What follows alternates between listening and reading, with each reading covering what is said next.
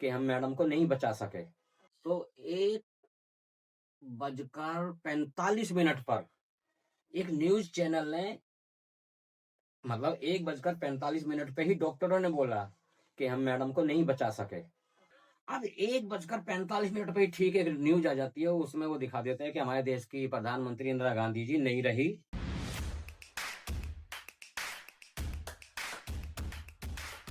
भाई स्वागत है आपका हमारे चैनल में सोहम कॉमेडी 2013। तो आज हमारे बीच में वापस से है वी कुमार जी एंड आज हम उनसे पूछेंगे कोई ऐसा क्वेश्चन जिसको बारे में हमारे को भी नॉलेज नहीं है। इंदिरा गांधी मर्डर मिस्ट्री के बारे में पूछेंगे, देखते हैं वी कुमार जी को नॉलेज है या नहीं है। सर जी बढ़िया। सर जी आप आज इंदिरा गांधी मर्डर मिस्ट्री के बारे में आपको कुछ नॉलेज है? इंदिरा गांधी मर्डर मिस्ट्री,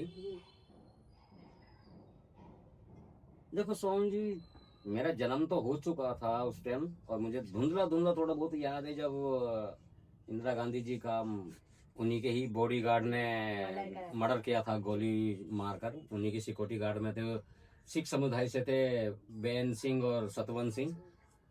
हाँ, तो मैंने ये मैं आपको उसका किस्सा अलग से सुनाता हूँ कि ये मुझे भी नहीं पता था, ना मुझे नॉलेज थी। हाँ, जब ये शायद मुझे याद है आज भी 31 अक्टूबर 1984 की बात है ये, जब इंदिरा गांधी को गोली मारी थी उन्हीं के ही बॉडीगार्ड ने, सतवंत सिंह और बेन सिंह ने। हाँ, तो 1984 और 31 अक्टूबर का दिन था। और उस दंगे में मैं छोटा सा था, मुझे धुंधला धुंधला से याद है कि हाँ, दंगे फसाद हो रहे हैं, बहुत डर का माहौल था। तो मैंने ना ये कहानी कभी इस चीज को गौर नहीं करा था कि मैं क्या हुआ क्या नहीं हुआ, मुझे पता ही नहीं। जैसे मैंने बताया, मैं पढ़ने में तो बिल्कुल ही नालायक था। थैंक यू आपको बोलने में। एक बार क्या हुआ, मैं पंचशील में गाड़ी चलाता था, तो हमारे कुछ दोस्त वगैरह थे, ड्राइवर ही थे सब, हम उम्र। तो बराबर में ना एक बिल्डिंग बन रही थी, तो उस बिल्डिंग का जो मैनेजर बोलूं, सुपरवाइजर बोलूं, थोड़ा देखने सामान का हिसाब रखने वाला, एक सरदार जी थे, और बहुत गुड बंदे थे, बहुत अच्छे इंसान। साथ में खाना पीना, एंजॉय, हंसी मजाक सब साथ होता था। जिसका भी टाइम लगता था वो वहीं जाके खड़ा हो जाता था, बातचीत करते हुए टाइम पास हो जाता था। तो एक दिन अचानक क्या हुआ, लंच का टाइम था, दो तीन बंदे थे, मैं था, सरदार जी थे। हमने लंच वेंच साथ करा, और साथ करने के बाद अपने हाथ वाथ धो धा के पानी वानी पी के मैं ऐसे हंसी मजाक कर रहे थे। तो अचानक वो एक जो बंदा आता है, जो हमारे साथ ड्राइवर ही था, तो सरदार जी से वो मजाक कर रहा था। तो कुछ ऐसी बात हुई, मुझे नहीं पता वो क्या बात हुई, तो उसने एकदम ऐसे ही मजाक में ही सरदार जी से ऐसे ही मजाक में ऐसे कलर सा पकड़ के, जैसे हम तुम गदर का डायलॉग बोल देते हैं, बॉर्डर टू बॉर्डर का डायलॉग, बॉर्डर बॉर्डर मूवी का डायलॉग बोल देते हैं, ऐसे ही उनने मजाक में कि सरदार जी तुसी भूल गए हो 84 का दंगा, ये उसने ऐसे मजाक में बोला। लेकिन जैसे उसने ये शब्द बोला, मैं खुद हक्का बक्का रह गया कि इसने क्या बोल दिया, वो भी सरदार जी से। अब सरदार जी एकदम ना आपा खो दिया, गुस्से में आ गए, हो तेरी मैंने बड़ी मुश्किल से सरदार जी को भी संभाला और उस लड़के को भी समझाया। सरदार जी से मगर, सरदार जी इसको पता नहीं है, आप ऐसा मत करिए, तो साथ उठने बैठने वाले हम। तो वो भी इतना समझ गया कि हाँ यार, साथ उठने बैठने वाले हम हैं, तो क्या इसको बोलूं। लेकिन फिर मैंने उस लड़के को समझाया, मैंने, तेरा दिमाग खराब है, तूने एकदम उनको वो चीज बोल दी, वे पागल। 84 के दंगे में हर सिख के घर से किसी ना किसी की मौत हुई है, किसी ने अपना कोई बंदा खोया है, उसका सदमा ये अभी तक उभरे नहीं है। तो यार ऐसी बात तूने अब उसको भी नहीं पता था। तो वो मुझसे कह रहा, भाई मैंने तो ऐसे मजाक में बोल दिया था। मैंने, चल तूने मजाक में बोल दिया, आइंदा ऐसे किसी और को मत बोलियो। तो मैंने फिर सरदार जी से भी बोला, सरदार जी वो माफी मांग रहा है और अफसोस है, लेकिन उसे भी नहीं पता था क्या। तो सरदार जी ने बोला कि ये तो मैं हूं जो मैंने बर्दाश्त कर लिया, कोई और होता ना तो इसे जान से मार देता। तो उसने ही बताया कि यार हमने भी अपने भाई बंधु और रिश्तेदार खोए हैं 84 के दंगे में। तो फिर मैं बोला, यार ऐसा क्या था 84 का दंगा, दंगा कह रहे हैं यार, इंदिरा गांधी तो मरी थी। लेकिन मुझे फिर मैंने उसके बारे में थोड़ा रिसर्च करा, पढ़ाई करी, मतलब पढ़ना, यूट्यूब पे देखा, इधर उधर देखा। तो उसका ये सिलसिला ये था कि जो हुआ था वो एक तरह से गलत फहमी से हुआ था। और मैं अगर कुछ गलत बोल रहा हूँ तो उसके लिए मैं हाथ जोड़ के पहले ही माफी चाहूंगा। तो ये चैनल जैसे मनोरंजन के लिए और जो थोड़ी सी नॉलेज है उसके लिए। तो हुआ ये था कि पहले हुआ था ब्लू स्टार, ब्लू स्टार जो सोन मंदिर में जर्नैल सिंह भिंडरावाला ने कब्जा कर रखा था। क्या था ये? इंदिरा तो गांधी नहीं करा थे। इंदिरा गांधी ने वो सोन मंदिर जिसे हम जो अमृतसर में है, गोल्डन टेम्पल भी बोलते हैं, तो उसके ऊपर है ये सारी कहानी।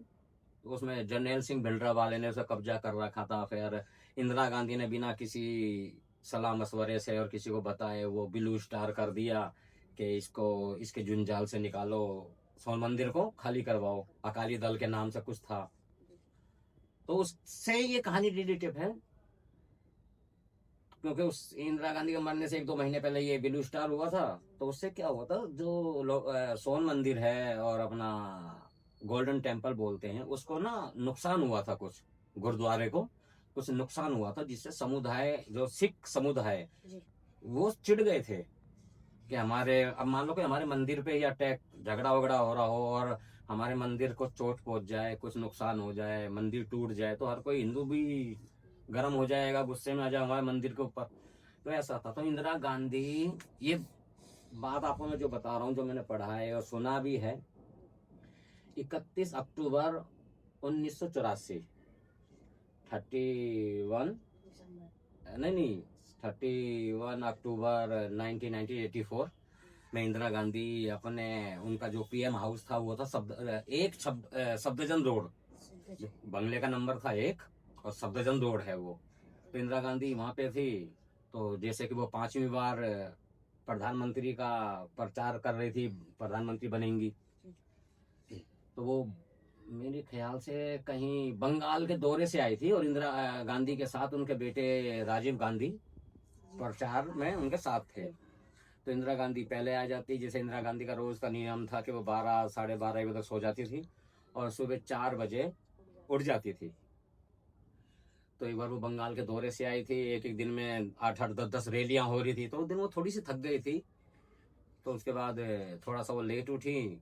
उठने के बाद जो उनका अपना रेजिडेंस था, जो उनका अपना घर था, पीएम का घर, वो आता था 1 सफदरजंग रोड में, और जो उनका ऑफिस था, कांग्रेस का जो ऑफिस था, वो था अकबर रोड, और दोनों के डिस्टेंस में बस एक दरवाजा था।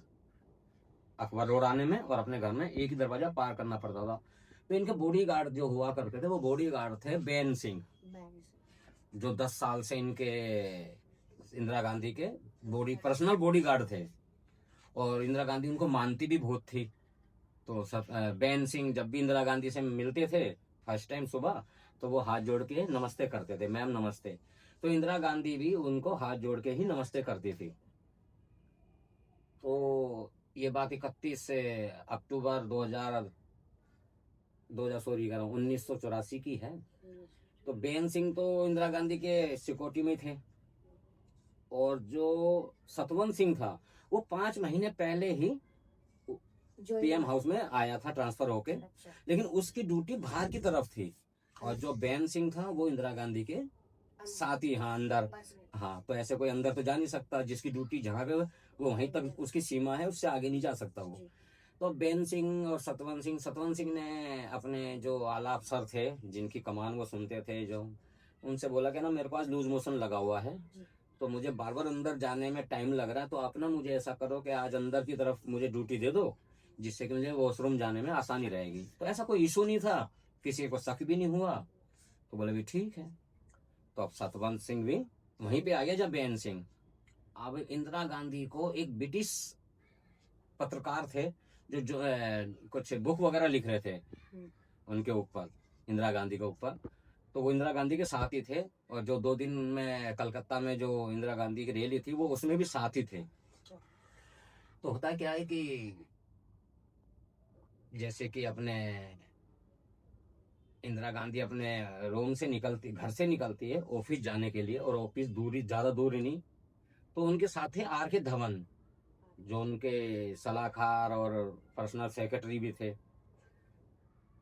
और वहां पर जो ब्रिटिश पत्रकार था, जो ज्योमेट्री लिख रहा था मैडम के ऊपर, इंदिरा गांधी के ऊपर, तो वो वेट कर रहा था कि 1 घंटा मुझे आपसे अपना इंटरव्यू लेना है अपनी बुक के लिए। तो अपने घर से निकली। उस टाइम इंदिरा गांधी के घर पे राजीव गांधी तो उड़ीसा में थे, इंदिरा गांधी अपने घर में अपनी बहू सोनिया गांधी के साथ, और पोता पोती राहुल गांधी और प्रियंका गांधी। तो वो उन्हों को स्कूल तैयार करके वो स्कूल के लिए चले गए, और इंदिरा गांधी अपने घर से वहां पर आई। जब आती है तो देखती है कि सामने बेन सिंह, जो उनका पर्सनल सिक्योरिटी गार्ड है, वो सामने दिखाई देता। तो इंदिरा गांधी समझ जाती है कि ये नमस्ते करेगा। तो जैसे बेन सिंह नमस्ते हाथ जोड़ के बोलता है, मैम नमस्ते, तो इंदिरा गांधी भी हाथ जोड़ के नमस्ते। और पीछे सतवंत सिंह। तो जैसे बेन सिंह की तरफ इंदिरा गांधी जाती है, तो इंदिरा गांधी का जो बॉडी गार्ड है बेन सिंह, वो भी सरदार था, सिख समुदाय से था वो भी। तो वो अपनी पिस्टल निकालता है और एक एक एक करके 3 गोलियां इंदिरा गांधी को बहुत पास से मारता है। बेन सिंह बहुत पास से गोली मारता है।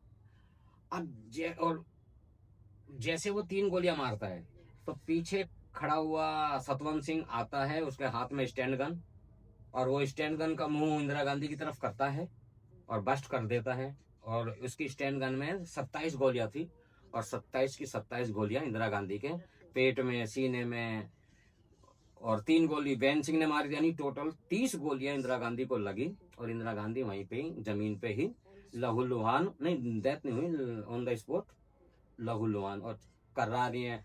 तो इतना में गोलियों की आवाज सुनी, और भी सिक्योरिटी गार्ड आ गए। तो कहते हैं कि उस टाइम सोनिया गांधी बाथरूम में थी, तो वो गाउन में ही भाग कर आई। तो देखा, किसी ने बताया कि मैडम को गोली मार दी है। तो उसके बाद उन को एम्स, जो बहुत पास में हॉस्पिटल है सफदरजंग रोड से, और एम्स की मात्र दूरी 10 मिनट की भी नहीं है, तो उनको वहां पे ले जाया गया। कुछ डॉक्टर को बोला कि ये बात लीक नहीं होनी चाहिए कि देश की प्रधानमंत्री को गोली लगी, नहीं तो हंगामा हो जाएगा। अब पूरा एम्स अलर्ट हो गया, भाई पीएम को गोली लगी है, और उनको लेके गए।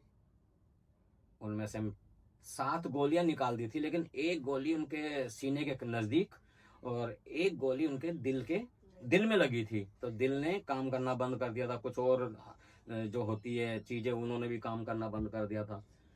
तो ऐसे करते करते इन राजीव गांधी को भी खबर पहुंचाई गई। तो राजीव गांधी ने डॉक्टरों से बात करी, और वहां से बोला मैं निकलता हूँ, पहुंचता हूँ दिल्ली। अब हॉस्पिटल में सोनिया गांधी, आर के धमन, ये सब दिलासा दे रहे हैं सोनिया गांधी को।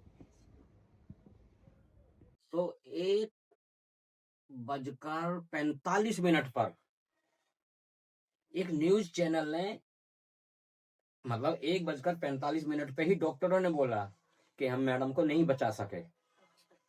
और ये बात बहुत गोपनीय थी कि ये बात लीक नहीं होनी चाहिए कि इंदिरा गांधी को गोली लगी है या इंदिरा गांधी खत्म हो गई है, ये तो देश में हंगामा हो जाएगा। अब 1:45 पे खबर आती है कि डॉक्टरों ने हाथ खड़े कर दिए कि जी हम इंदिरा गांधी मैडम को, पीएम को नहीं बचा पाए।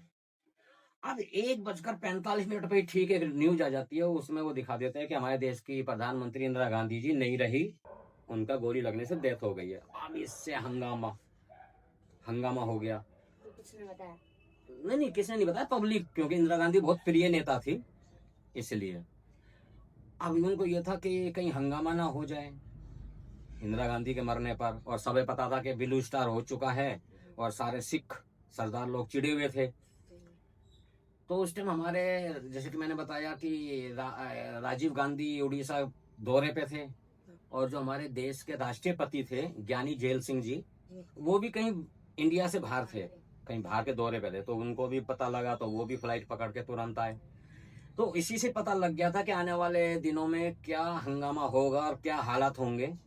जब हमारे देश के राष्ट्रपति ज्ञानी जेल सिंह जी अपने काफिले के साथ एम्स में पहुंचे, तो लोगों ने उनकी गाड़ी पे पथराव कर दिया, शीशे टूट गए उनकी गाड़ियों के। तो उसी से अंदाजा लगा लिया कि जब हमारे देश के राष्ट्रपति ही सुरक्षित नहीं है, तो अब आम आदमी का होगा क्या। और शाम होते होते तो मतलब हंगामा इतना बढ़ गया कि सिख सरदार लोगों को तो जहां मिले वहीं मारना, काटना, पीटना। तो मतलब सबसे ज्यादा ना सरदार लोगों पे आदमी गुस्सा था कि मतलब जो इंसानों ने सोचा, मतलब जितना सुना उसी को ही दिमाग में लगाया कि इंदिरा गांधी को उन्हीं के ही बॉडी गार्ड ने मारा है, और वो सरदार थे। बस ये सुनने के बाद कि सरदारों ने मारा है, और पहले से ही सबको पता था कि इंदिरा गांधी को थ्रेट आ रहे हैं सिख समुदायों से, सरदारों से। तो इस चीज पे जितने भी सरदारों के दुकान, शोरूम, कुछ भी जहाँ मिल जाए उन्हों को काटना, मारना, जला, जिंदा ही जला देना। और उनके और भी बहुत अत्याचार हुए।